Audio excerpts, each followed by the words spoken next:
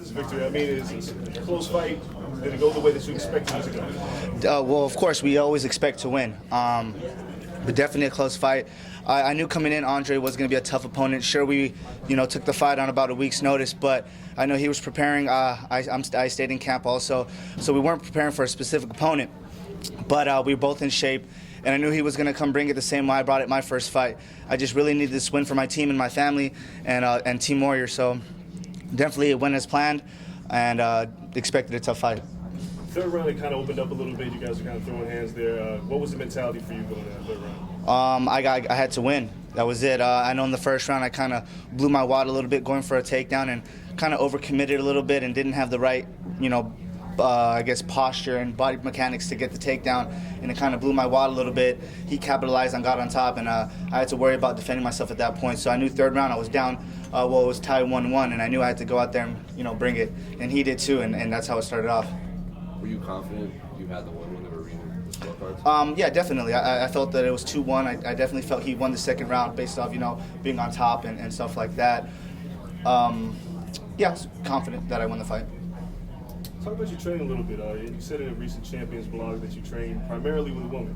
You made Marilyn Petrov. So how does that help you when you get ready for a fight? Definitely not primarily with women, but one of my main training partners definitely is my friend Marilyn Petrov. She's an amateur fighter, and I my coach kind of brought this up because before I was Coach James Teal. Before I was I don't want to train with her. I don't want to train with him. He's too light. He's too big. But my coach always taught me, he taught me that every partner can be used for something, whether he's new or old. If he's new, that means I can work on defenses, on staying away and stuff like that. For example, my friend Marilyn, obviously I'm not going to punch her, so I can work on being relaxed and work on combinations and moving around. So that's just thanks to great coaches like Kenny Johnson, Coach James Teal, and Andre Vasconcelos.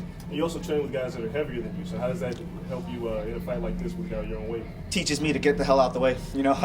Train with big guys at Black House, guys like Alan Joban, Kevin Casey, one of my main trainer partners at the Movement, Chris, 100 Rounds. All these guys are bigger than me, and I can get work from each one of them, and they know how to work with me also.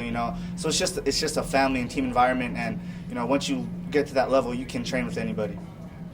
There was a lot of respect shown by you two at the end of the fight. I think in this age of guys going out there and talking as much crap to get these fights, how important is it to still maintain this sort of respect and honor between martial artists that you guys showed at the end? I feel it's very important. You can talk and like even as Conor McGregor says, he talks all this crap, but at the end of the day, we're both going in there, we're both giving up our time with our families and stuff like that. So at the end of the day, it's just a sport, and we're trying to make money. I'm trying to, I am very confident, and at times I can be cocky, but this camp, I really wanted to turn it down, and from now on, I just feel like I just need to get in there.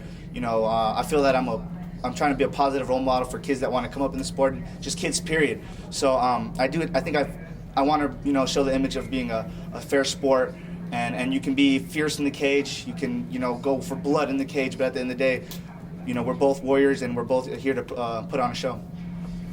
When the scores were being read and it was a split decision, were you nervous, and what were you thinking? A little nervous. I thought I won that round. I thought I won 2-1 all the way around. I feel that my first fight against Alejandro Perez in Texas, I felt that I won that unanimously, but they ended up giving a draw, and honestly, if he wouldn't have got a point deducted, he would have got that win. So you can never leave it to the judges, man, but I felt in my heart, I knew that I won that fight, and I was a little nervous, but it turned out to be my win. Saw the confidence that you talked about show through your intro music too. Was that your decision? Definitely, man. Right when I heard that song by Big Sean, I knew that was my song for this fight. I've never lost in my career. The last fight to Thomas Almeida, we all knew it was a big step, but I don't feel it was the wrong decision. I felt I learned a lot from that fight. I grew as a fighter, and so did my team. We grew from that. Everything happened so fast. I've only been fighting 2 years, professionally, around 2 years professionally. Around 4 years in total training. So everything came so fast, and I felt, why not, man? Why not take Thomas Almeida out in Brazil? And it doesn't make sense, but to me it makes sense, and it still does make sense, and I don't regret it. And I still want that fight again, but I'm going to take my time, work my way back up, and I want that fight again against Thomas Almeida one day. But yeah, I needed to bounce back. It was big for me. Is there any name you have in mind, or how quickly do you want to get back? I can name the whole division. I want to fight everybody in division, honestly. But it's whoever they give me. My goal, the only thing that's in my head is get back to Thomas Almeida. Just respectfully as possible, but that's the first loss, and I need to avenge that loss.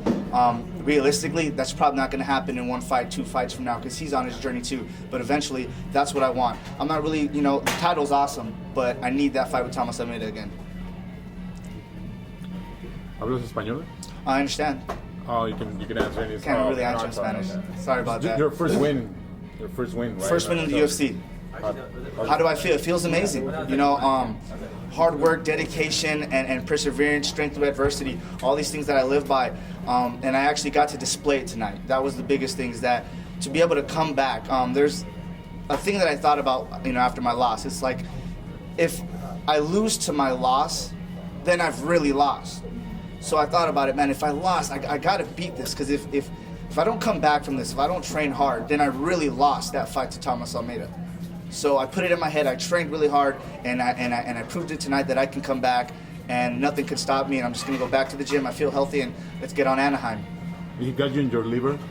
Oh yeah, he got me in liver a few times, and for a second I was like, why the hell you keep hitting me there? And he kept hitting me, and I didn't realize why he was hitting me, because I wasn't defending it.